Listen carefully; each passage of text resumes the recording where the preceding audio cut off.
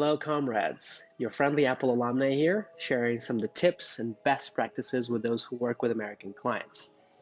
And today, we're going to dive into the world of American corporate language. And I'll teach you some of the quick and easy ways to improve your vocabulary.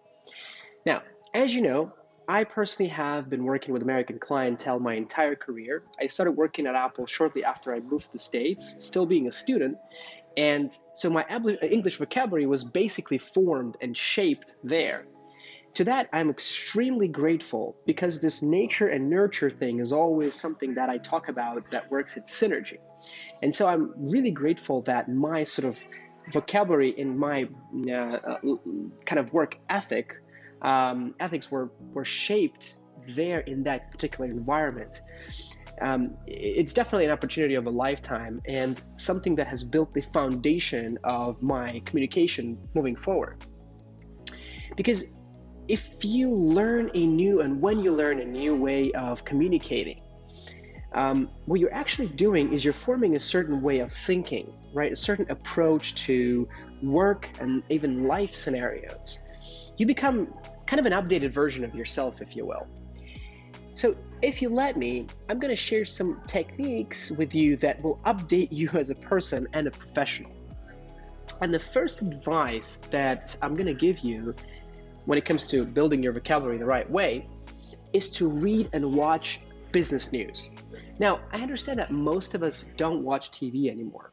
That's completely logical because there's just a lot of junk out there that you don't need, and it's just overflowing with ads and just overall agenda of every single channel, right? So rightfully so, you don't want to look at just, you name it, Euronews, for example.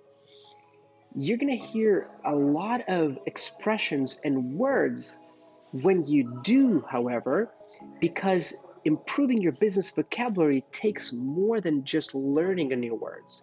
It's understanding the context, right? So I chose Euronews as an example here because, well, it doesn't have as much of a kind of ad pollution, so to speak, right, as some other TV channels out there.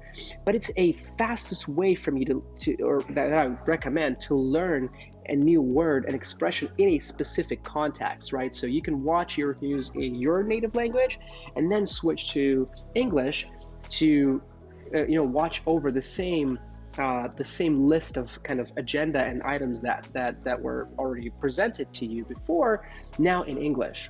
Now, of course, reading and kind of watching the business news is best with subtitles, closed captions, right? And then, of course, since we're on YouTube, there are millions and millions of bloggers out there that kind of not just present you with the news around the subject that you're most interested in, which is another key feature of being kind of engaged in the dialogue. But they're also doing it so that you can, turn on the subtitles, pause, rewind the video, and kind of watch it over and over again. And again, the key here is that those are vloggers that you chose, that you subscribe to, right, that you are interested in hearing from. So this idea of being engaged in a subject, of being focused on what is being kind of, talked about, right, and what's being kind of delivered to you, so to speak, in terms of that consumption of information is very important because, again, you're interested in hearing what they have to say and reading the captions if you don't quite understand what they're talking about. So that's my first kind of recommendation. The second one is set a target to learn new words every single day, right? It's about forming new habits. If you feel motivated, you can pick up new business words or just regular words all around you. Today, being blessed with technology that lets you talk to almost anyone in the world at any given moment that you specifically chose, you're no longer stuck with a group of people of your own culture and language. So it's easy to find a connection abroad. In my case, I of course think of someone in the States that you can message for free on, say, for instance, Reddit, and discuss what you're both passionate about. So To build your business English vocabulary more quickly, just set yourself a target to learn as many new words as you can every single day. There are apps for that as well. Words with friends is another one, right? That's kind of a fun way of connecting with a friend abroad or wherever and kind of exchanging a new word every day. So another very useful and kind of fun way of learning. So the other way to do it also, the words with friends kind of style, right, is to set up a screensaver, right? On a Mac, I know there's a screensaver that's just kind of brings you a definition of the word, right, when the time comes, 3-5 minutes that you set up.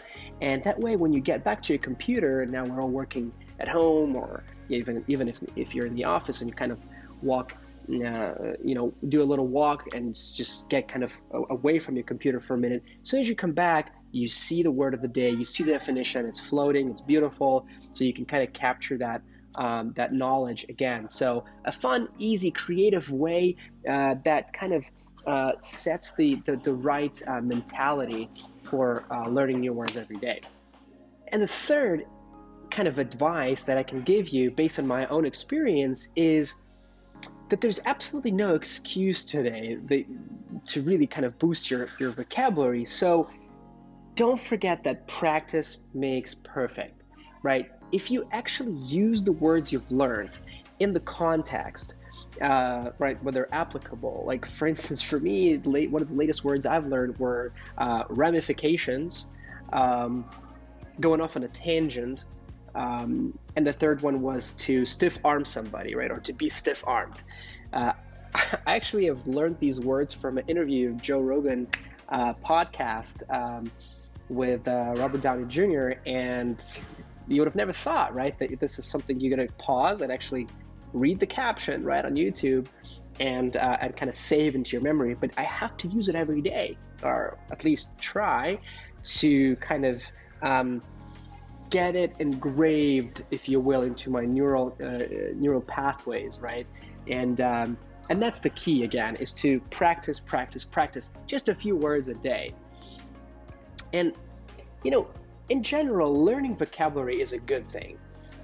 But again, when to use those words is even more important, right? To do that, you actually need to apply those words when it's comfortable, right? So you get to understand that and kind of get a sense of where these particular expressions and words are applicable.